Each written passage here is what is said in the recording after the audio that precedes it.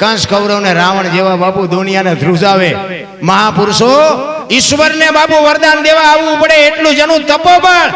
પણ આમ તમે જોવો તો કૂતરાના મોતે મરી ગયા. તમારું મારું કાંઈ ઉપજેવું નથી. કાંઈક એક ઘડી આધી મેં પુનિયાદ કાંઈક કરી લ્યો મારા રામ. સમય મળ્યો છે, આમાં ચિઠ્ઠી ક્યારે ફાટે કોઈ નક્કી નથી નારાયણ. જેટલો સમય થાય ને એટલું. આ હમણાં બાપુ વાત કરતા હતા શ્વાસા છે ને બાપુ એનું ભજન કરવાનું છે. કાંઈ કરતા કાંઈ જરૂર નથી.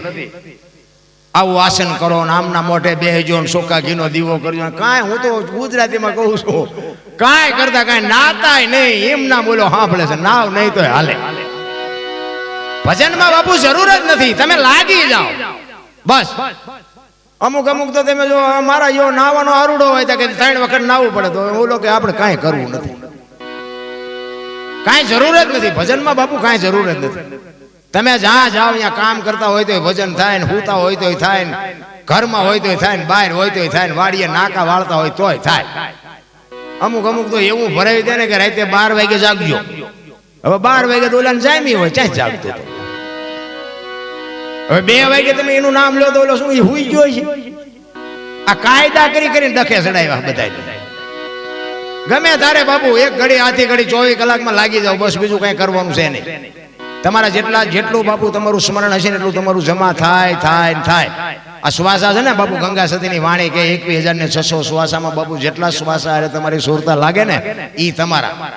મારી સુરતા અરે મારા શ્વાસા અરે મારી સુરતા લાગે ને ઈ મારા કરવાની છે. તો આવડિયા લઈને બેઠા બધા. ઈ માળાની જરૂર જ નથી ભલામણ. આ માળા તમે ચાલુ રાખો ને એટલે તમારું મગજ ગમે આંટા મારે. વાડીએ જવું ખેતર જવું છે આ માળાનો કોઈ અર્થ નહીં. બાકી આ તમારા શ્વાસારે તમારી સુરતા ચોટાડો ને પછી છોકરો નો યાદ આવે ને, ધંધો નો યાદ આવે ને, બૈરું યાદ ન હોય. એ સમજી લેજો કે તમારા ઈ માળા કરવાની છે. અને આને બીજું કઈ કામ નથી.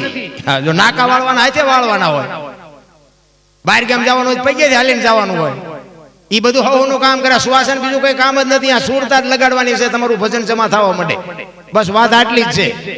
પણ કેમ કરવું કરે. અમુક બાપુ પાસે જાય ને ઓલું વાવણી જેવું છે. વાવણી 3 પ્રકારની હોય.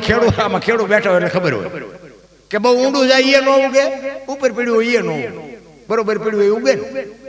તમે ક્યાંક આપણે જઈએ ને આપણે કાંઈ પૂછ્યું ન હોય ને તરત ચાલુ થઈ જાય.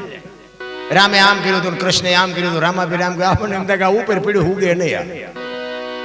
અમુક પાસે જાય ને કે બાપુ આ એક પ્રશ્ન મૂંઝવે છે, આમાં શંકાનું કંઈક સમાધાન કરી દો ને. એટલે શું કે ખબર, આ બધી વાતો ગહન છે, તમને ન ખબર પડે.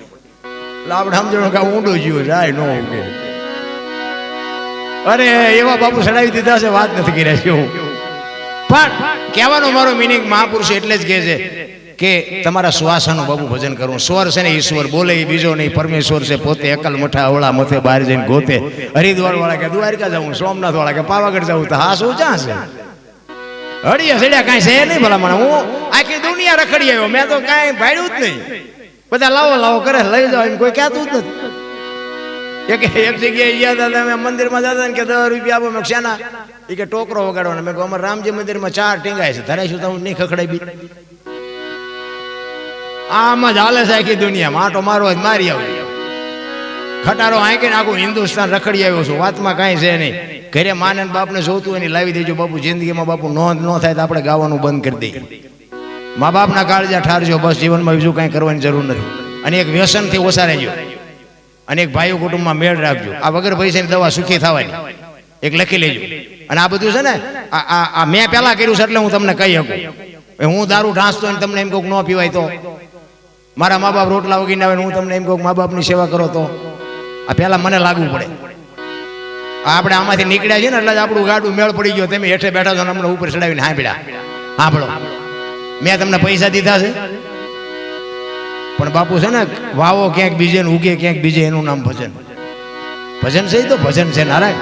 એમ નામ કાંઈ એવી વાત નથી. કચ્છનો બારવટીયો બાપુ મધ્ય દરિયામાં પહોંચ્યો ને નક્કી થઈ ગયું કે જો આ હોડી કાંઠે પૂગે ને તો હવે આપણે તલવાર મૂકીને એક તારો લઈ લેવો. કાંઠે પૂગ્યા પછી બાપુ એને ફેરવી નાખ્યો હોત ને કદાચ તલવાર ઉપાડી હોત તો કોણ રોકાત? એવી ગાંઠ વળી જવી જોઈએ. પછી બાપુ જાડેજો જીવો ત્યાં સુધી તલવાર નથી ઉપાડી. અને પછી જે જાડેજા ની માથે દુનિયાએ વિતાડી છે ને એ તો જાડેજાનો આત્મો જાણે છે. ભજનમાં બાપુ અઘરું તો છે જ થોડું, પણ એના ભરોસે હાલા જાવ. હમણાં બાપુએ વાણી કરી, ભજનના ભરોસે રહેજે, અંતે ઈ નર હોપશે, અમર બીજક હાથ લાગ્યું એને કાળ કેમ લોપશે. મજા કરી લેવાની છે બસ, બાકી કાંઈ છે નહીં. આ એમાં આટલો આનંદ કરીને અમારી ક્યાંક ભૂલ થાય ને તો તરત અમારી વીડી આવે, બોલો માફી માંગો, અમારે સમાજનું ખોટું લાગ્યું.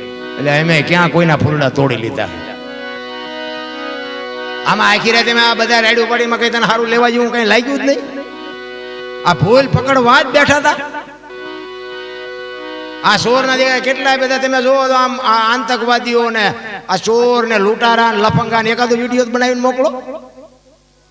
આ નિર્દોષ આપણા સૈનિકો જે સરહદ ઉપર, તમને કહો આપણે એક શાંતિથી નિંદર કરીએ કે સરહદ ઉપર 24 કલાક બાપુ આપણા સૈનિકો ટાઢ ધડકો વરસાદ બરફ 24 કલાક બાપુ બાજ નજરે બેઠા છે.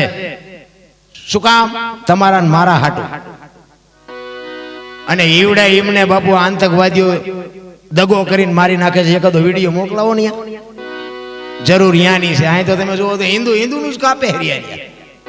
પાછા કે મેરા ભારત મહાન, હિન્દુ ભારત રાષ્ટ્ર બનાના હે. ખટારા ઠાઠે હિન્દુ આ બને લખીએ, મેરા ભારત મહાન, ખટારા ઠાઠે લખી નાખો એટલે ભારત મહાન થઈ જાય. અરે આપણે સુધરવાની જરૂર છે ભલામણ. અહીંયા સરહદ ઉપર આપણે હિન્દુ છે ને મુસલમાને છે. કોઈએ કીધું, હિન્દુએ કીધું કે આપણે રક્ષા હિન્દુની જ કરવી, મુસલમાનની નથી કરવી. મુસલમાને કીધું કે આપણે મુસલમાનની જ કરવી, હિન્દુની નથી કરવી. તમે હું કોણ ભલામણ? જો ઈવડા એક 4 કલાક બાપુ જો સરહદ રેઠી મૂકી દે ને તો આ તમે હું બાપુ અહીંયા આપણું ઘર છે જોવા નો ઉભા રહી, જોવા પૂરું કરી નાખે. એનો કોઈ હિસાબ જ નથી. આ દેશ જય જવાન ને જય કિસાન ઉપર ઉભો છે. એક ખેડૂત અને એક આપણા સૈનિકો. બાપુ હું તો એમ કહું છું કે માતાજી ભગવાનનો દીવો અગરબત્તી કરતા હોય ને તારા બેને યાદ કરીને એકાદી અગરબત્તી કરજો કે મારા નાથ અમને શક્તિ આપજે કે આ દુનિયાની દેશની સેવા કરે છે. આ ખેડૂતો પોતે અનાજ ભગવીને આ દુનિયાને પૂરું કરે છે. ખેડૂત માથે એટલો જુલમ છે અને સૈનિકો માથે એટલો જુલમ છે. બોલો, ઓલો ખેડૂત બિચારો આખો દી આમ ધંધો કરીને કોથળા જેવો થઈને આવ્યો હોય ને તો લાઈટ રાતે 2 વાગ્યા આપે. બોલો, હવે આ દીએ આપે શું? આમના એમના દીકરા કુંવારા રે, કોને કહેવા જાય? અને એમાં રાતે બાપુ વાડીએ લાઈટ ના નાકા વાળતો હોય ને એ હવાર સુધીમાં તો બાપુ 5-7 વખત તો લાઈટ પાછી જાય. પાણી ક્યાંય હોય, મોટર ક્યાંય હોય, અહીંયાથી ત્યાં અપડાઉન જ કરતો હોય બાપુ. ઉઘાડા પગે અડધી રાતે પાવડા કંપે કરી અને આ દુનિયાને બાપુ અનાજ પકવી અને તમારા મારા ભાણામાં આવે. એનો કોઈ હિસાબ જ નથી. તમે જોવો તો અત્યારે કોઈ સારો મોટો માણસ હોય, આપણે નામ કોઈનું ન દેવાય, એ વિદેશમાં ગયા હોય ને તોય તે કે ફલાણા ભાઈ તો અત્યારે વિદેશમાં છે, અમેરિકા છે, ઇંગ્લેન્ડ છે, ફલાણી જગ્યાએ છે, આ બીચ ઉપર છે. આવડા આમનું કોઈ કહેતું જ નથી કે આવડા અત્યારે અહીં છે. સત્યની બાપુ કોઈ પરખ જ નથી રામ. કોને કેવું? વાહ વાહ મજા મજા ચાલે છે. એટલે આમના હમું કોક તો જો શું દશા છે આમની. કારણ કે આ તો અત્યારે હવે મારે છોકરા કામ કરવા ત્યારે ને કે હું પાવડો લઈને નાકા જ વાળતો અને આવડે હોપડતો હતો. અહીંયા વાડીએ એકલો હોય, શું કરું? લાઈટ જાય તો આપણને આમને અને ઈ લાઈટ ચાલુ ને બંધ મૂળ તો એ માણસ હશે ને, એની હાજત નહીં થતી હોય ને તો એને હાથમાં શું આવે? પણ ઈર્ષા તમે જોવો તો કોને કેવું? આ જે સત્ય છે ને બાપુ એનો કોઈ હિસાબ નથી. એટલા માટે મહાપુરુષો કહે છે કંઈક માણા બનવાની જરૂર છે ભલા માણસ. એટલે સવારે આમ કહે છે